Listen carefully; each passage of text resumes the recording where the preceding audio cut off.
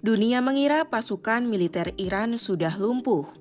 Usai perang 12 harinya dengan Israel, Juni 2025 lalu, Teheran diprediksi butuh waktu bertahun-tahun untuk pulih dari kehancuran aset persenjataan mereka. Tapi kenyataannya mereka justru bangkit lebih cepat dari reruntuhan.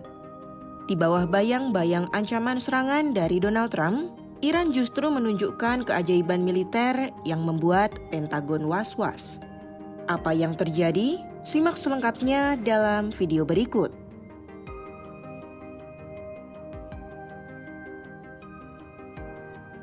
Iran punya stok gudang senjata yang tidak bisa dengan mudah diremehkan.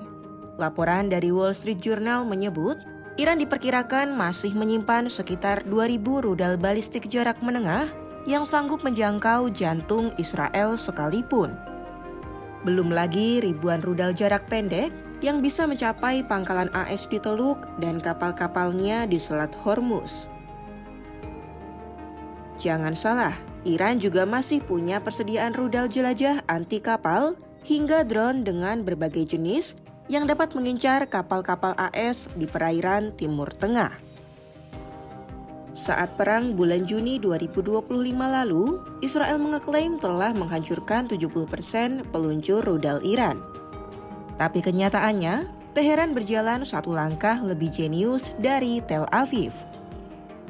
Alih-alih meratapi kehilangan peluncur canggih, mereka justru melakukan produksi besar-besaran desain peluncur yang lebih sederhana.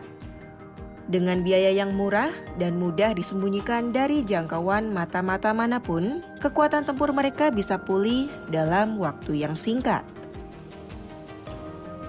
Bagi Teheran, perang 12 hari dengan Israel bukanlah sebuah kekalahan, melainkan ajang latihan tempur paling berharga untuk menghadapi perang sesungguhnya di kemudian hari. Mereka mendalami dan mempelajari bagaimana cara kerja sistem pertahanan udara yang diklaim tercanggih di dunia milik Amerika Serikat. Dengan mengubah pola serangan dan penyebaran target geografis, Iran mengandalkan kuantitas proyektil. Jadi taktik Iran telah berubah. Sebanyak apapun rudal pencegat yang dimiliki sistem Patriot atau THAAD, mereka tetap kewalahan jika dihujani ratusan proyektil sekaligus dalam satu waktu serangan. Dalam sumber yang sama, Benham Bentaleblu, seorang direktur senior program Iran, menyebut kekuatan misil Iran yang tangguh membuktikan negara itu masih bisa mematikan lawan.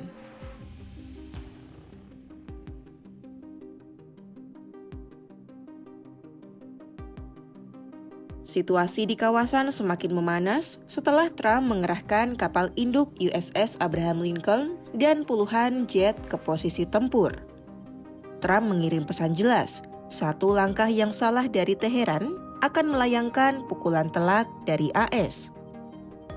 Serangan kemungkinan akan mendarat di tanah Iran karena armada AS sudah melakukan pengepungan parsial di kawasan itu. Tapi meski posisi siap tempur sudah matang, AS juga punya titik lemah. Sekitar 30.000 hingga 40.000 tentaranya yang tersebar di berbagai fasilitas militer di Timur Tengah bisa jadi target sasaran empuk Iran. Karena hampir semua pangkalan berada dalam jangkauan tembak, rudal dan drone Teheran yang mematikan. Menteri Luar Negeri AS Marco Rubio pada Rabu 28 Januari menekankan, jangkauan itulah yang mengancam kehadiran pasukannya di kawasan Timur Tengah. Belum lagi Iran dibackingi oleh sekutu-sekutu seperti Irak dan Lebanon yang kemungkinan besar ikut campur dalam serangan melawan AS. Sehingga AS memaksa pasukannya untuk menguatkan postur pertahanan. We have to have enough force and power in the region just on a baseline to defend against that possibility. That at some point, as a result of something, the Iranian regime decides to strike at our true presence in the region. The president always reserves the preemptive defensive option. In essence, if we have indications that in fact they're going to attack our troops in the region, to defend our personnel in the region.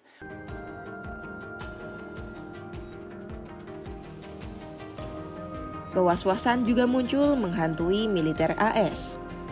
meski sistem pertahanan AS dan sekutunya Israel mampu mencegat 86% rudal pada konflik sebelumnya, satu krisis mulai mengintai. Stok amunisi pencegat Washington dinilai sudah mulai menipis. Rudal pencegat yang mahal dan sulit diproduksi dengan cepat tidak banyak digenggam pasukan Trump. Jika Iran terus menghujani rudal, siapa yang kehabisan napas duluan? Sudah jelas jawabannya.